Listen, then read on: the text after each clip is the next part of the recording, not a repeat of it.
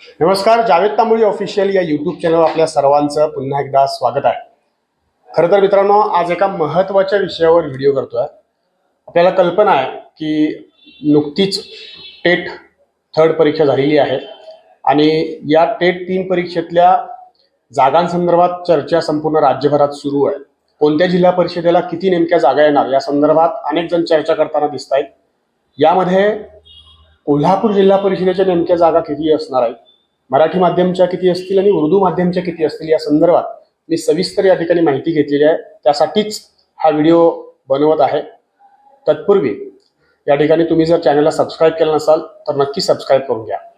खरं तर मी कालच जिल्हा परिषद कोल्हापूर या ठिकाणी गेलो। त्या ठिकाणी प्राथमिक शिक्षणाधिकारी मीना शेलकर मॅडम तसेच जिल्हा परिषदेच्या मुख्य कार्यकारी अधिकारी डॉक्टर जास्मिन मॅडम यांना भेटलो।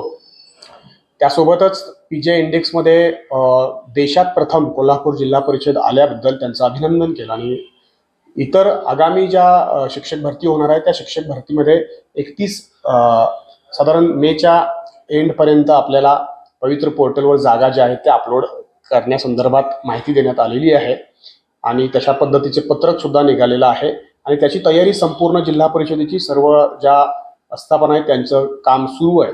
आता सध्या कोल्हापूर जिल्हा परिषदेचं सांगायचं झालं तर बिंदू नामावलीचं काम जे आहे ते अंतिम टप्प्यामध्ये आहे। ते काम पूर्ण होताच जवळजवळ त्यांनी सांगितले की 1000 जागा ज्या आहेत त्या सध्या तरी कोल्हापूर जिल्हा परिषदेच्या आहेत। यामध्ये जर पदोन्नत्या झाल्या तर पदोन्नती झाल्यानंतरही काही जागा ज्या आहेत त्या रिक्त होतील असंही त्यांचं म्हणणं आहे।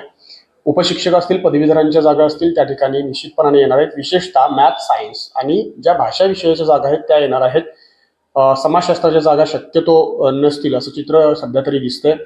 दुसरी महत्त्वाची गोष्ट, उर्दू मीडियमच्या सुद्धा जागा यामध्ये नसणार आहेत असंही त्यांचं म्हणणं आहे। त्या नेमका काय म्हणाल्यात पाहूयात आपण।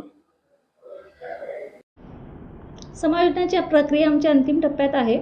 येत्या 1-2 दिवसामध्ये समायोजन आमचं होऊन जाईल। त्यानंतर रिक्त पदं बघता ऑलमोस्ट आत्तासुद्धा आमच्याकडे 1000च्या आसपास रिक्त पदं आहेत, कारण 7535 पदं मंजूर आहेत। त्याच्या अगेन्स्ट 6500च्या आसपास कार्यरत शिक्षक आहेत आपल्याकडे आणि जी जर पदोन्नती झाली, केंद्र प्रमुख पदोन्नती, विस्तार अधिकारी पदोन्नती आणि मुख्याध्यापक, तर अजून रिक्त पदांचं प्रमाण वाढेल।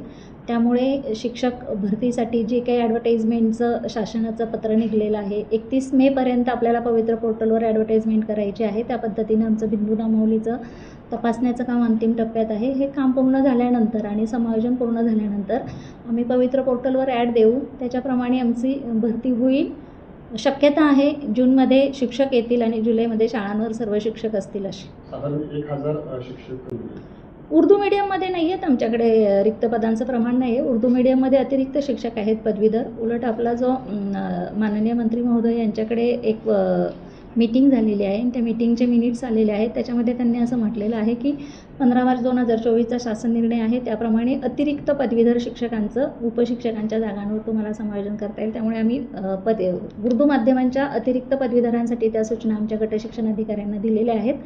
फक्त मराठी माध्यमामध्ये मात्र आपल्याकडे पदवीधरचंही विशेषतः विज्ञानच्या पदवीधरांच्या रिक्त जागा किंवा लँग्वेज ह्या ग्रुपच्या पदवीधरांच्या रिक्त जागा आहेत। आता डिटेल अचानक तुम्ही प्रश्न विचारल्यामुळे आत्ता माझ्याकडे त्याचे डिटेल्स नाहीत, पण आमच्याकडे रिक्त पदं आहेत आणि रिक्त पदं भरण्याची प्रक्रिया सुरू आहे। पाहिलं या ठिकाणी जिल्हा परिषदेच्या प्राथमिक शिक्षणाधिकारी मीना शेलकर मॅडम यांनी सविस्तरपणाने सांगितलेलं आहे की नेमक्या किती आणि कशा पद्धतीने त्या जागा येतील। काही अंशी जर पदोन्नती झाल्या तर निश्चितपणाने त्या जागा ज्या आहेत त्या वाढणार आहेत। मात्र 1000 जागा सध्या तरी आपल्याला बिंदू नामावली अंतिम होईपर्यंत तरी दिसत आहेत। यामध्ये उपशिक्षक आणि पदवीधर शिक्षकांच्या सर्व जागा ज्या आहेत त्या असणार आहेत आणि विशेषतः त्यांनी सांगितलेलं आहे की उर्दू माध्यमच्या जागा ज्या आहेत त्या कोल्हापूर जिल्हा परिषदेमध्ये तरी नाही आहेत, कारण असं सांगितलं गेलेलं आहे, असं एक पत्र आहे की जे शिक्षक पदवीधर शिक्षक अतिरिक्त होत आहेत, मग भाषा विषयाचे असतील किंवा समाजशास्त्र विषयाचे असतील, त्या शिक्षकांचं आहे त्या वेतन श्रेणीनुसार उपशिक्षक या पदावर त्यांचं पदावनत त्यांना करण्यात येणार आहे, म्हणजे त्या ठिकाणी त्यांचं समायोजन करण्यात येणार आहे। अशा पद्धतीचं एक पत्र आहे। प्रत्यक्ष अंमलबजावणी सुरू झालेली नाहीये, मात्र समायोजनाची प्रक्रिया ज्याला सुरू होईल त्यावेळेला जे पदवीधर अतिरिक्त शिक्षक आहेत त्यांचं जे समायोजन आहे ते उपशिक्षक या पदावर होणार आहे। त्यामुळे त्या ज्या उर्दू माध्यमच्या जागा आहेत त्या कदाचित नसतील, अशा पद्धतीची माहिती जी आहे ती प्राथमिक शिक्षणाधिकारी मीना शेणकर यांनी सांगितलेली आहे. तुम्हाला या संदर्भात काय वाटतं कमेंट करून नक्की सांगा. व्हिडिओ आवडल्यास शेअर करायला विसरू नका. धन्यवाद.